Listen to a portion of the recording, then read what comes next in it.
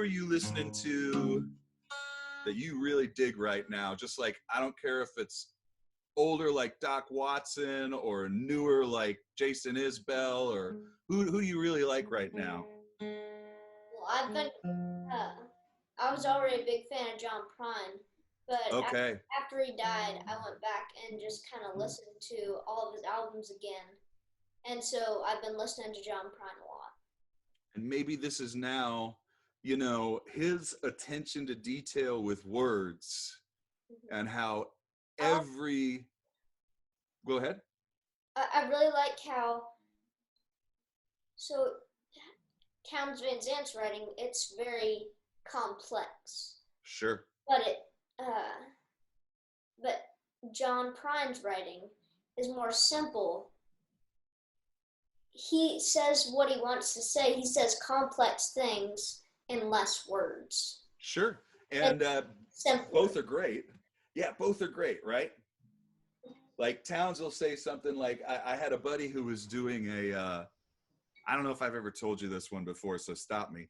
But I had a buddy who was asked to do like a workshop on Townes because he knew a bunch of Townes songs people liked when he did them. And he said, well, what should I do? He's like, how do I explain, you know, Townes stuff? And I said, well, just walk out and say, Harlequin mandolins harmonize helplessly, hoping that endlessly won't be betrayed. Yeah. And then go, workshop over. You know, like, who comes up with such a beautiful phrase that just rolls off the tongue, but just creates all these little images in your mind? And you kind of have to put yourself into it. Otherwise, just who knows?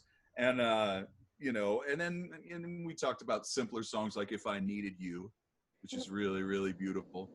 And how that song doesn't have, like, has a lot of parts where it doesn't rhyme, you know, and or the same line will be used, because why say something different in a spot where you'd be expecting a different line, you know?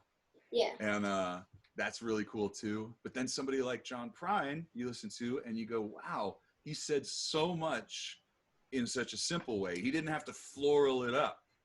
Yeah. And the song Hello in there, that's a perfect example of that. Yeah. He says so much and not a lot of time. Well, songs are not a lot of time, but I know what you mean. He's not shoving all the words in there, kind of.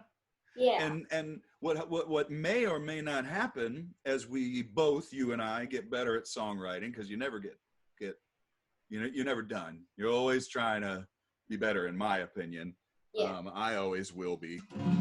I'm always looking to write the next better song and that kind of thing.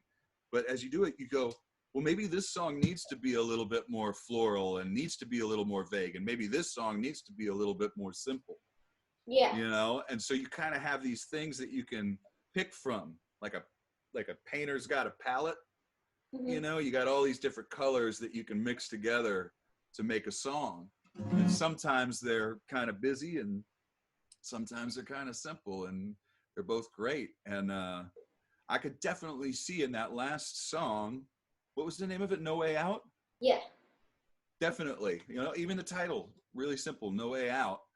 And then, you know, it's a longer song. You've got a lot of different verses and stuff, but super, super cool that you can see all the images of whether it's the bumblebee or whether it's this or whether it's that, you know, and saying more with less as a choice.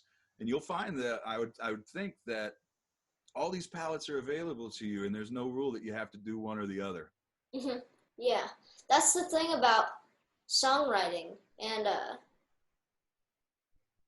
music in general, is that there are no rules. You can do it however you want it. And that's exciting, isn't it? That's part of what makes it so exciting and fun. Yeah.